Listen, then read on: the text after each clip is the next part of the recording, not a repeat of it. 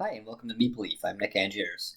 Today I'm going to be running you through how you can play the game Just One through Skype or Zoom or any other online streaming platform. Well, Just One is a great game. It's a cooperative word game that won Game of the Year last year. It plays up to 7 players.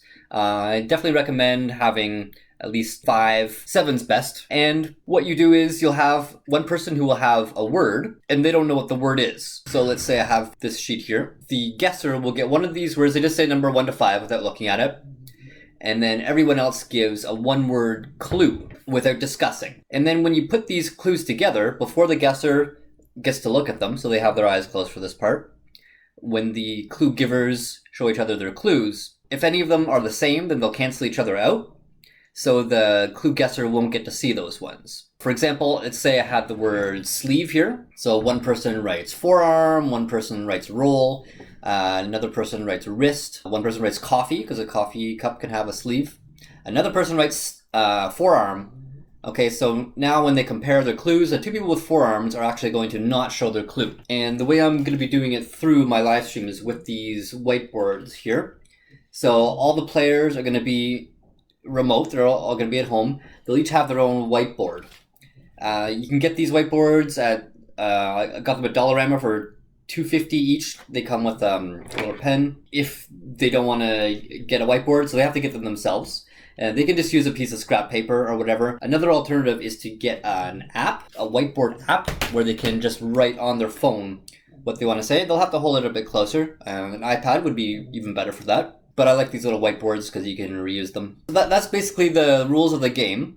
You will have 13 cards in a game, and the goal is to get as many of these cards right as you can. Okay, so say we got sleeve right, so that's 1 card. But if we get it wrong, then you lose the card that you were playing, and then you also lose another one behind it. You can also pass. Say you really don't know what these clues put together means. You can pass, you'll lose that card, but you won't lose a second one. So sometimes if you're really not sure, it's better just to pass. And you keep going until you've gone through the 13 cards, for better or for worse, and however many you have remaining is going to tell you your score. So if you get all 13 right, perfect score, but can you do it again? Maybe an average game is around here. 7 to 8, you're in the average. Can you do better? 9 to 10, wow, not bad at all. So you want to aim for as many as you can.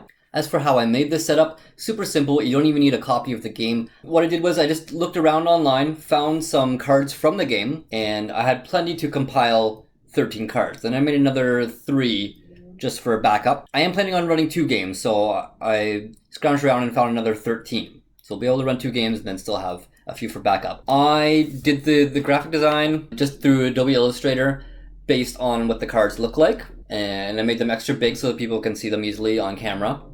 It doesn't have to be laid out like this. You can just have the words, printed in black through like Word or whatever.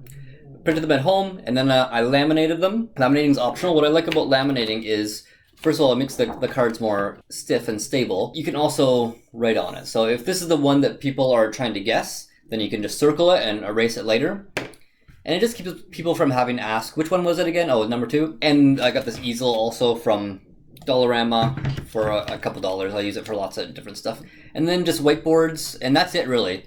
So you can actually play it with more than 7 players. My guess as to why they limited it to 7 was that if you have more players, it really takes a long time to go around. So you might have to wait a really long time to get a turn to guess. Also, with more players, it tends to be a little bit chaotic. So any more than 7 players, I recommend having a mediator or a host, and then you should be able to swing it. You can do a longer game. You can do more than 13 cards. So that's it really, just paper, and then everyone has to have a whiteboard, and then you can play the award-winning game Just One. Thanks for watching, and if you have any questions, leave them in the comments below.